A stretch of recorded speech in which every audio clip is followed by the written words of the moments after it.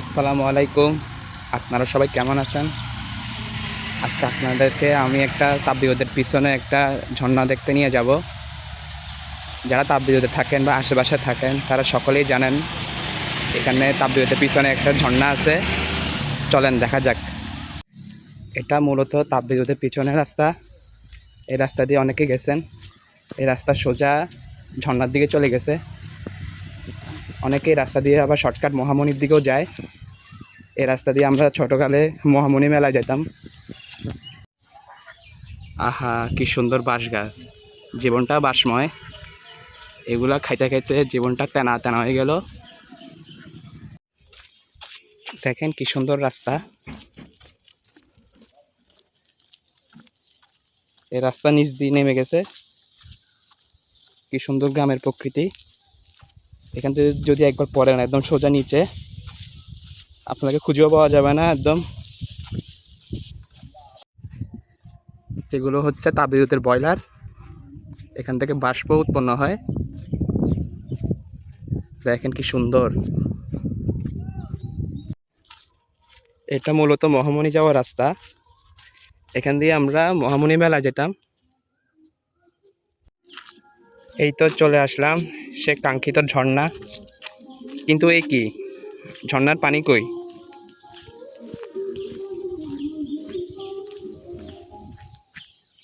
ঝর্ণার পানি তো পড়তেছে না। এই জায়গাটা আগের মতোই আছে, শুধু ঝর্ণার পানিটাই পড়তেছে না। মূলত এখান থেকে ঝর্ণার পানিটা পড়ে। এটা মূলত ঝর্ণা না, এটা আমাদের তাপবিদ্যুতের বয়লার থেকে ইউজ করা পানি। এই নল দিয়ে বাইর হয়ে এখানে পড়ে, পরে ড্রেনের মাধ্যমে পানিগুলো চলে যায়। আপনাদেরকে একটু কাছে যাই দেখাচ্ছি।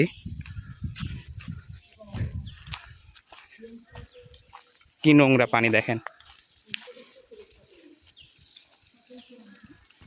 ওই একটু একটু দেখেন ঝর্ণার পানি পড়তেছে। আগে এখান থেকে অনেক বেশি ঝর্ণার পানি পড়তো। দেখেন কি অবস্থা, একদম পানিগুলো নোংরা। এখানে তো গোসলই করা যাবে না। আমরা ছোটোকালে থাকতে এখানে বন্ধুরা মিলে এসে গোসল করতাম। এখান থেকে ঝাঁপ দিতাম উল্টো হয়ে, এখানে ঝাঁপ দিয়ে পরে এখানে গোসল করতাম, আবার এখান দিয়ে উঠে এদিক দিয়ে উঠে যেতাম।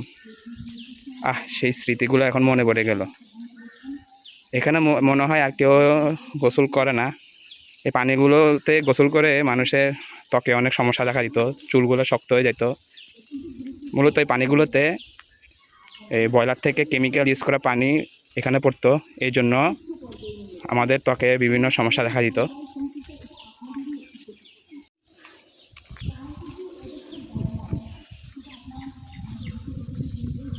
দেখেন কি ভয়ঙ্কর, ইচ্ছা করতেছে লাফ দিতে।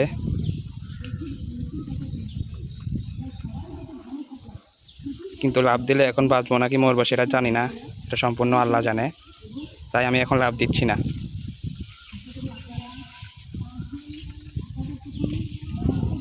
দেখেন কি সুন্দর জায়গা। মিনি ব্লগটা কেমন লাগলো? মূলত এটা আমার প্রথম ভয়েস দিয়ে ব্লগ। আমি সাধারণত ভয়েস দিয়ে ব্লগ করি না, মানে রিলসের মাধ্যমে ব্লগ করি। তাই ভুল হলে ক্ষমার দৃষ্টিতে দেখবেন। ভিডিওটা ভালো লাগলে কমেন্টে জানাবেন। সবাই ভালো থাকবেন। আসসালামু আলাইকুম।